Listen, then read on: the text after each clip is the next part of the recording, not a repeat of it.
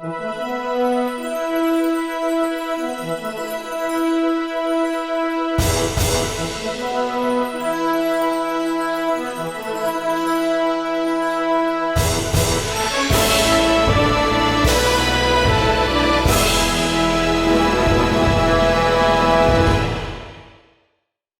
following do-it-yourself instructions are by amateurs for amateurs. Expertise in any field is neither expressed nor implied. Your results may vary.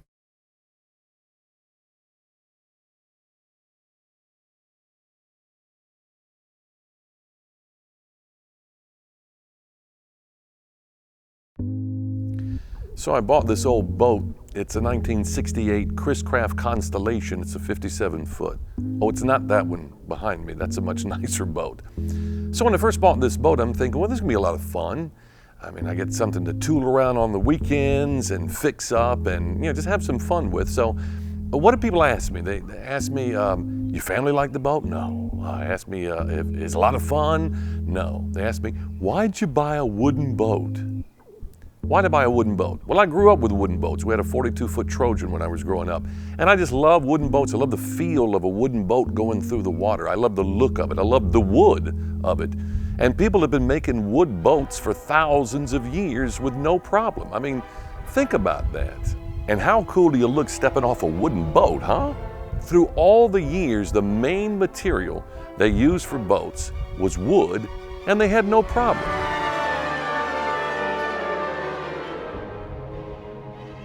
Okay, maybe sometimes you have a problem with a wood boat, but that was before bilge pumps. And, if you maintain a wood boat, you're not going to have any problem with it. I mean, at least that's what the guy who sold me the boat told me. So, I buy a wooden boat, and people are saying, you should have bought fiberglass. I mean, fiberglass is no maintenance. You don't have to worry about fiberglass. You should have bought a fiberglass boat. So, all the things we have to do to this boat, what's the main thing that we have to fix first?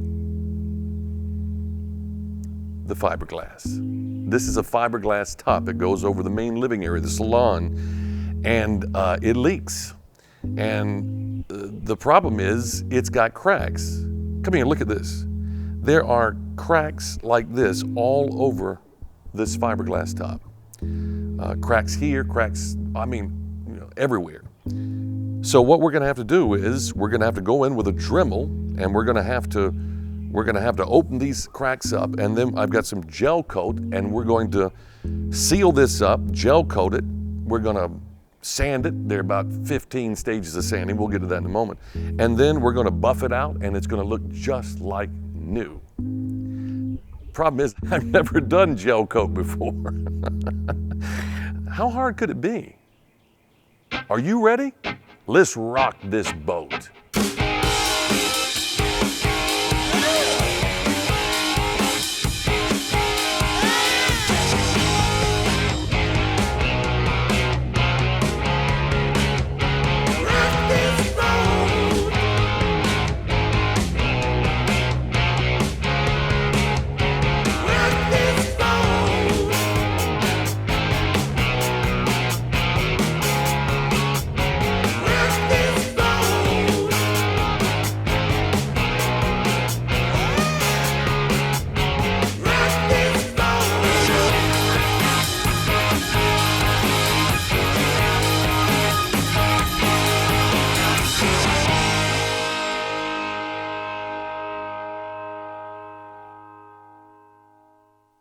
Okay, let's get started. First, let's look at the materials we're going to need for this project. And all of these materials are listed on our website so that you can print these off for yourself. We'll need a Dremel, and the Dremel is going to need a cone head grinding stone. I'll explain why in just a moment. We need some acetone, some rags. Of course, we need gel coat. We need tongue depressors, and I'll explain why in just a little bit too. A mixing container, wax paper, a sanding block, and multiple grits of sandpaper. First 100 grit sandpaper, 150 grit, 220 grit, 320 grit, 400 grit, 600 grit, 800 grit, and 1500 grit sandpaper. Well, now comes the fun part. This is when we get to Dremel in and we get to open up this crack, or these cracks, and we open them up real good so that we can get a good coat of gel coat in that, and the gel coat's going to go in and it's going to feather out. And that's why we have this this cone tip is so that we can sort of bevel it out coming out. Now, I would suggest to you that you do use a mask because there's going to be some dust. I've heard some people on some videos suggest that you use ear protection, but quite frankly, I've heard louder at a Barry Manilow concert, so I'm not too worried about the ear protection. I'm not telling you don't use it, I'm just saying I'm not going to use it. So you do want to use some sort of eye protection, and I have these super duper shatterproof reading glasses so I can see, but also will protect my eyes as well. So we'll use that and we'll get started.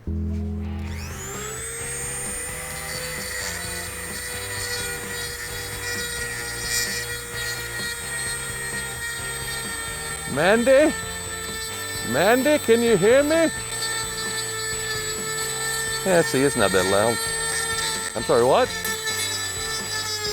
See, I'm getting out that old 5200 that we put on as a makeshift patch before we left Florida to try to stop the leaking. It didn't work. And now we're going to sand the cracks with 220 sandpaper.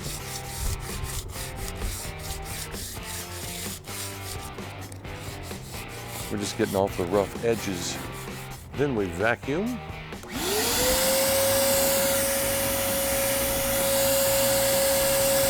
And then we wipe it with acetone.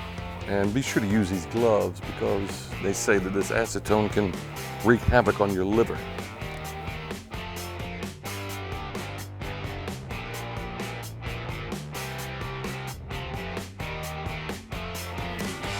Now we have a good clean area and we're ready for our gel coat.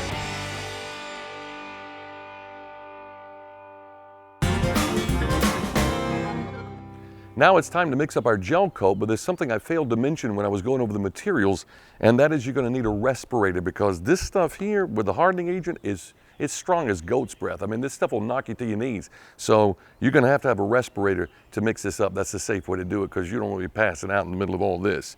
But the respirator is now added to the list on our website. So if you've got the list from the website, you're good to go. We straight. All right, you ready? So we got the mixing cup, we got the respirator, we got the gel coat, and we got the hardening agent. And I'm going to show you in just a second. You just put a few drops in that. If you don't put the drops of hardening agent in there, it's not going to harden. It's just going to be gel. So we'll show you how to do that in just a second. And the ever important tongue depressors. Now, I looked everywhere for these things. I went to Office Depot. They said they had some. They had to order them. I went everywhere looking for these things. Even thought about faking an illness and going to a walk-in clinic so I could lift some while I was there. But fortunately for me, one of my nieces found these at a party store, and they have come in handy. And Douglas, appreciate that very much. And this is our gel coat. We want to make sure we mix this up really good in the container that it's in. So we're going to take our little tongue depressor and stir this up real good. And then we're going to put it in this container, and we only need enough to cover the crack that we're trying to cover. And I'll explain that because if you put too much in here, it dries very quickly. We put our hardening agent in it, and you don't want to put too much of this either because if you put too much, then it dries too fast. We're looking at probably in this amount 4 or 5 drops in it. And we want to make sure that we mix this up really good because it has to all be mixed together so that the hardening agent can do what it's supposed to do. And now we are ready to apply the gel coat. Oh, could I have a little traveling music, please? Thank you.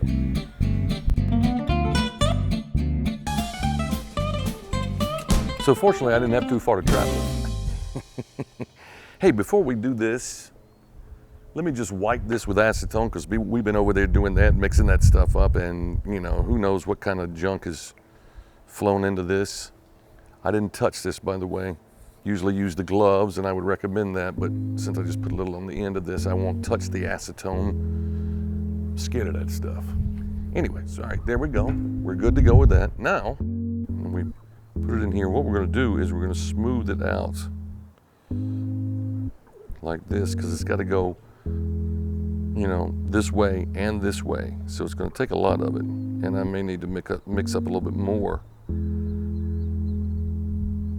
But you can see you can use this tongue depressor to smooth it both ways. as it were. More than likely, you'll have to come back over it twice or 3 times.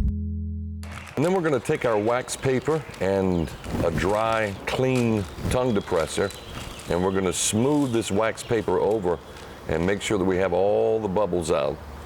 And then we're just going to let it dry.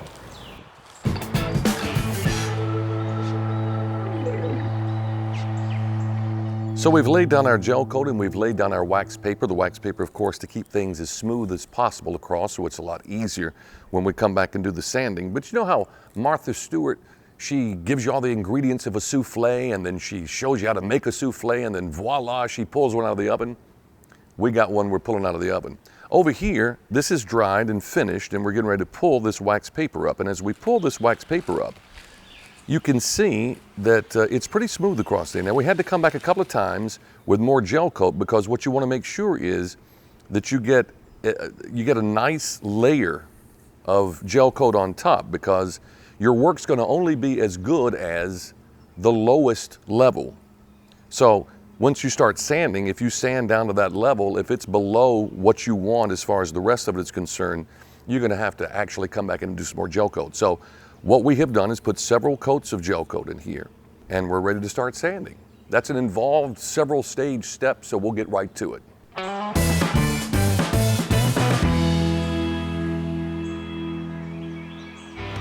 And this is the point where we get to use the sandpaper that I was talking about, all the different grits. We're going to start with 100 grit sandpaper. It's dry, and we're going to go over and just really get the top parts of this off. We're not going to sand too deep. We're going to come back over with 150 grit sandpaper, as you can see the boys are doing here. Man, it is good to have boys to help do this. Put your backs into it, lads. And then 220 grit sandpaper. After we've done our dry sandpaper, we're going to move to a wet sandpaper. We're going to start with 320 grit sandpaper and do it wet. We're going to use a spray bottle that's got water and some Dawn dishwashing liquid in it.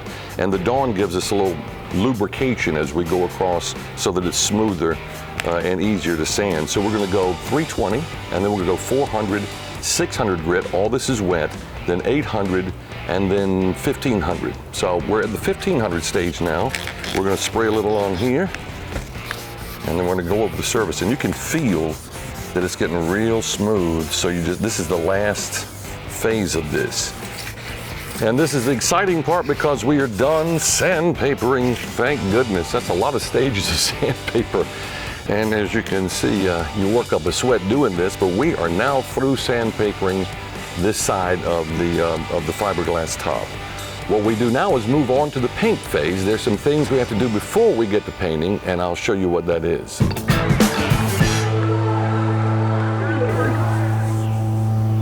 While Campbell finishes up wiping down the fiberglass, I want to show you something. Come here for a second.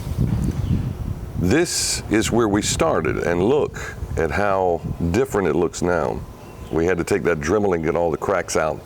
And now we've got it nice and smooth, and now we're ready to paint. Before we do paint though, I want to show you this. We're going to use a wax and grease remover. Now, we've sanded all of this, and there shouldn't be anything left on it, but just in case, we're going to wipe it down real good with a wax and grease remover to get all the junk off of it. We're going to tape it off because we don't want to paint up here, and then we're going to paint this fiberglass and see how it looks. We're going to do what is called roll and tip, and Campbell's going to roll, and I'm going to tip. You rolling? I'm rolling. I'm tipping. Let's do it. What we're going to do is he's going to roll it across here, and then I'm going to come across with this, and this gives us a nice, the roll gets it into the fiberglass, and of course the tipping, the brush, and we're using a foam brush. The brush gets it in, smooths it out. We're using the foam brush because the brush is so much smoother and gives it almost like a sprayed on look to it. We'll put this here for you there, Campbell. And let's do up here and let's see what that looks like. Let's get a lot more on that roller. You're supposed to be tipping bull. You're supposed to be rolling bull. There you go. Now we're talking.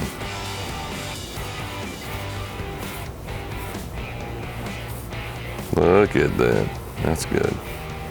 Yeah, it's probably going to take 2 or 3 coats. This is a high gloss, and you know, some of the folks say don't use a high gloss on the deck. We can always come back over the semi-gloss, but I like the way the high gloss looks. Well, now comes the moment of truth to see if all this hard work paid off. We went through all the steps. We did the gel coating, we did the sanding, we did the painting. Now let's see what we have. Check this out, huh? Wow, that looks pretty darn good. This is what happens when you follow all the steps and you don't rush anything and you do it exactly as you're supposed to do. As I always say, anything worth doing is worth doing right. I dare say I think it's time for cocktails on the aft deck.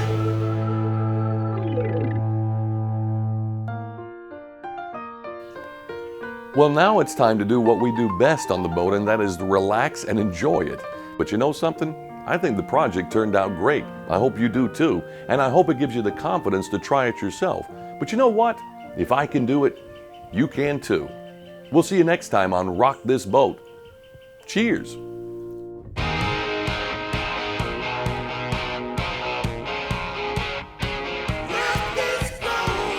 Anyway, so I got this boat and I'm thinking, man, this is going to be fun because I love old boats. And people ask me, for crying out loud, geese?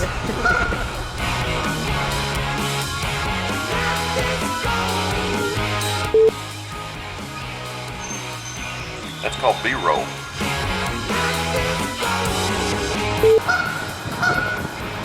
Yeah, same to you, buddy. You guys hate me, don't you?